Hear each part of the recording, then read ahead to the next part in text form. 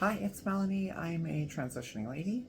I'm doing content for people that are thinking about transitioning or are early on in transition, or people supporting one of us. So the idea is that they don't feel so alone, um, and they get an idea of what it looks like, kind of what it sounds like, and I guess an idea of what every day looks like, um, what someone else went through, to give them, I guess, a good concrete idea. There's a lot of like really good content from people who are like all the way transitioned, like they've made it all the way and they can give you steps on how to get there. And this is, I guess, more of what the steps look like. Um, so I will quickly go through a couple of things that I did this week that I thought were really fun. Um, a friend of ours had a birthday party 2 nights in a row. So that was super cool. Uh, let's see. Uh, we went out to dinner the one night, and then went to a lesbian bar, which was super cool. There's only like 8 in the country, and one of them happens to be in Columbus, so I got to go there. Super, super awesome. Very fun experience. Um, we the next night went to dinner at a place where the guy who owns it is like heavy MAGA. His son is gay, and the son knows that if he tells dad, that it's going to be a major problem. Um, so it was nice invading their space.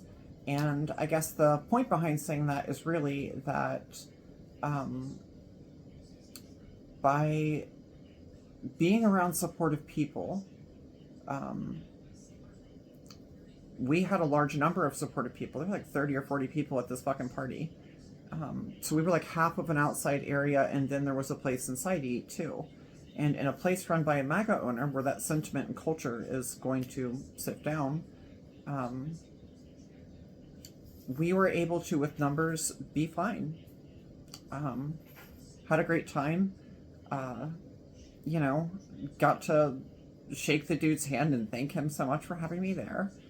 Uh, so anyway, that was super fun. I went to my first protest.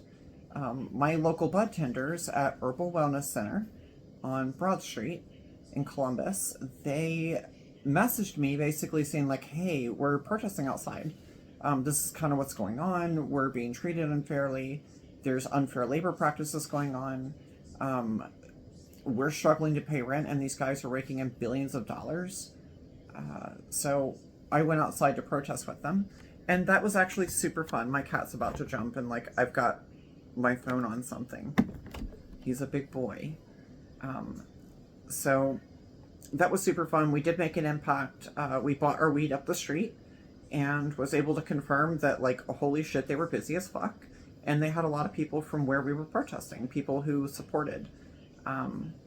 And I guess the real message behind that is that the reason I was going to that store in specific was because of the people. They had my number to reach out and say, hey, we're going through it. Can you support us? Can you help us as a friend? So for me, because those people brought me back, it wasn't the label, it wasn't the store, it wasn't knowing ownership. I just liked them. That their workforce, like the entire staff, was able to unify, and they're hopefully making progress in their negotiations for their union. So that was really meaningful. That felt good. I made a difference. I supported my friends, and this isn't like a fuck corporate America. I'm not like, whether I think that or not is not the point. The point is that once again I was surrounded by a bunch of supportive people. And those people have been so supportive to me. And it was really great to, I guess, give back. The protest itself, I've never been to one. I can say it was fucking hot. That was the overwhelming sentiment, was that it was fucking hot. But I was with my friends and we had a good time. So that was cool. I found my glasses finally, since I fucking upraised my eye, and went through that whole thing. I've lost my glasses since then. And now I have them, so I'm happy to have them back. So the point of this video, I guess I do have a lot to say, so I'm going to try and run through this as quickly as possible. Is about deconstructing my religious prejudice, and I think that there's some other trans people who can probably relate to having religious prejudice, and I've probably said things that probably hint toward that feeling on this channel before. And I think for myself, as I am 35 and continuing to grow, as we all hopefully are, that I have really unfairly at points in my life treated some people just because they thought one way or another. And these people, while they followed a certain religious belief, didn't necessarily follow everything it said to do. And we can make all the judgments we want about how, good or bad they are at the religion or whatever, or critique the religion. But what I was failing to do was recognize that people are people. And Mr. Kitty. So I think for me, it's important to identify the things I take issue with, either with religion as a whole or with those religions in particular. And I'm someone who has struggled with this a lot over the years because I've had so much hardship that was surrounding religion, and religious beliefs so often are at the core of what we as trans people face as far as our rights being taken away, and how that can trickle its way into state business, and often in history does. I'm waiting for this phone to crash onto the floor. He's playing with the thing I have it on. So for me, it's a lot of human rights issues. It's very easy to justify a lot of inhumane things when a religious deity, or at least the impression or belief that a religious deity is telling them to do that. They're doing a good thing by doing this. I don't like some of the truth claims that religions make. That bothers me. When they're saying at points, one of them says that the earth was created before the sun. And I'm just okay, I have so many problems with this. Talking donkeys, things like that. I am referencing one specific book. That's the one I know better. That's the one that impacted me personally more than any of the other ones. But that would be one of my issues, is having people not engaging in critical thinking. That bothers me.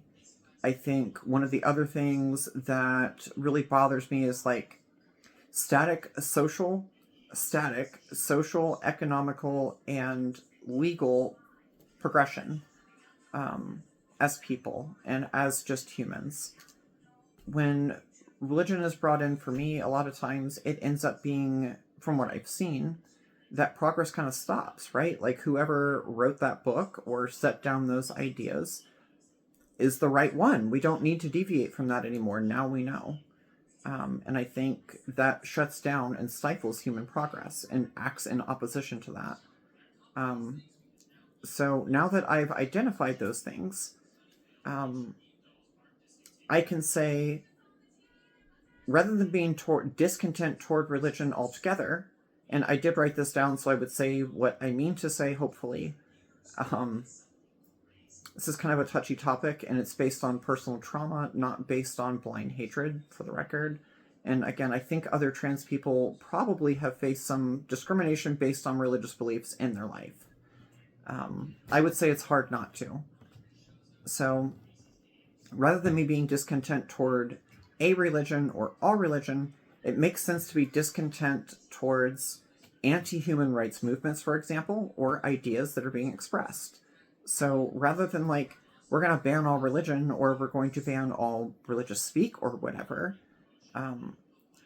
what was suggested to me, which I think is a phenomenal idea, is to educate myself so that I'm able to rebuke those ideas with logical reasoning that does check out, backed by scientific data as much as we have, and that I be better able to defend my position.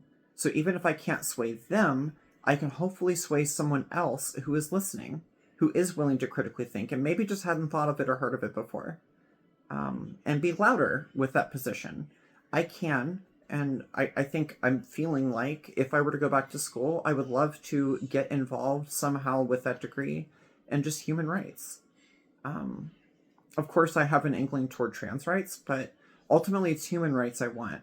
If I'm getting some kind of right, I would hope that it extends to somebody else. I shouldn't be a special privilege. That should be a human privilege. And I just happen to be a human, so I fall in that. So I do think that would be meaningful for me. And if you are someone like me who's like, damn, I have been really kind of fucked by religion and lost a lot of things. I lost my family. I lost military service. I lost a career. I've lost opportunities. And these are all based on religious. Well, I'm not going to say all. Some people who are atheists still hate trans people. But I guess it's easy for me, and this is like you can see the prejudice coming out, right? Like I'm acknowledging that I'm like part of. I know trans people like should probably have a therapist, but this is kind of like one of the things we do, right? Like we're trying to be healthy people, and I think it's fair to say all people have thoughts that like at some level probably are wrong. So I guess if anyone else is struggling with religious prejudice, it's not because of religion that those ideas are there. People are going to have those ideas anyway. People are going to be people, and people are going to be assholes. But I should be better at advocating for that position of human rights, of progressive thinking, of not genociding other groups of people, right? Like, if I am better and louder at advocating for that, I'm making a difference. And let's see, let's keep on track. I think that better child education, focusing on like fallacies and logic, skeptical and critical thinking, things like that. I think that that is a much more, as advice was given to me, I agree with, is a much more productive, long-lasting solution. And I already feel less upset than I did before. So I'm not sure how many other people struggle with similar thoughts. I probably was a little more affected than the average person, in a negative way. I know that there are a lot of people who have a lot of positive experiences with religion. So I'm not trying to take that from them. And like, I love the shit out of one of my Christian coworkers. Like, she was the best. We'll call her Veronica. If Veronica shows up in this channel and sees this video, I'm pretty sure she'll know who I'm talking about. So if you're here, miss you already, love you, we're about ready to leave in a couple of days, you're the shit. She was a Christian, and I knew when she was coming in that we were going to have a good time. We laughed so fucking much together, and in a situation where like I really wanted to be working with my wife, it was nice to have someone else who I knew was going to help me have a good day. And not that other people didn't. This girl was just fucking... She was something else. I absolutely adored her. And even though she was a Christian, she held very similar values to my own. So super appreciate her support and people like her. So the point is that there's plenty of moral religious people out there, and there are also amoral atheists out there. Like, that in and of itself is not what I'm opposing. I'm opposing anti-human rights. And I think, as far as like in my own case of religious prejudice, I think it, of course, stems back to my family. Getting kicked out of the house over not going to fucking church. Like, fuck you, dude. That right, I guess, doesn't apply to me. And again, if I knew then what I know now, I would have absolutely held firm that he had to go through an eviction process, and that would never have held. It would never have held. Would it have solved anything in the house? No, it wouldn't. And did it sting a little more because, like literally, like I got kicked out, and then a year later I get a phone call that he's divorcing my mom and has someone else from another country that he met on vacation that he's bringing in, and that's going to be stepmom now. I'm out of the house at this point, so it doesn't matter, but I had younger siblings. And it's like, okay, dude, she's how many years younger than you again? Mm-hmm. All right. Okay, and you're not going to church, and we're done with that now. Fantastic. So you just did all of that. You kicked me out of the house to save a marriage with your wife whom you didn't want, and were actively cheating on. Great. Just thank you. Um, Shit like that.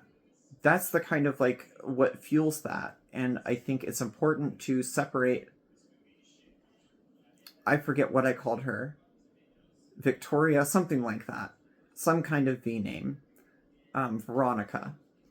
Um, I think that's what separates Veronica from people like my dad. Um, and I think, again, better education is the answer. It's okay to feel upset and angry. We're moving, by the way. My wife's like moving a bunch of stuff. We've got like doors open and shit. So I did see a flying thing come by, and there is some background noise, but we're packing up now. I took a break to work on myself. Ultimately, this is good for me to kind of like flesh through my thoughts, and hopefully someone else that is struggling with feeling some angst toward religion or religious people can benefit from this. It's okay to be angry. It's okay to be upset. It's okay to be scared or feel betrayed. I felt all of those things. There probably is still a feeling of betrayal, being a veteran and being on a watch list for being trans. That's super fucking stupid and shitty. Do I feel slighted by that? Sure, I fucking do. Do I feel angry and like discontent for that? Yeah, I do. I do think it will come around and solve itself. I unfortunately think it will be another 30 or 40 years before that happens. Maybe 25 to 35. We're on the way. But all in all, I have gone through everything. I had quite a bit written down, so I'll kind of like freestyle it for a minute, and then I'll go ahead and hop off of here because I need to go help. I am in a blanket because my wife wants me to die of hypothermia. That is why I'm under a blanket. Just to be very clear, she's trying to kill me. Someone save me. She's also ignoring me right now. She's not taking the bait. So anyway, I guess I say all of this to say, if you are someone who, I guess, is trans or not trans, it really doesn't matter. But I feel like it's pertinent to trans people because in so many different religious, at least in America anyway, there's a couple of predominant religions that probably don't like us very much by their textbook definition. I do feel like there are some laws that people, and like boats people write on, like Trump, touting the, the Christian narrative and stuff like that to bolster what he's doing. And I just think that for myself anyway, it's inappropriate to lump whatever amount of support he gets based on that into this is why it's bad. This is why, I guess this is what people are doing. Those things are bad.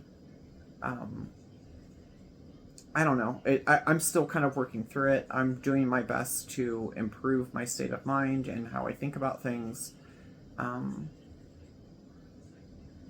So yeah, that's my religious prejudice bit. Hopefully helping people to be more accepting of other people with differing ideas. They fucking have super different ideas toward us. And that does make it hard. I don't have a problem with a Christian across the street. Dude has a problem with me.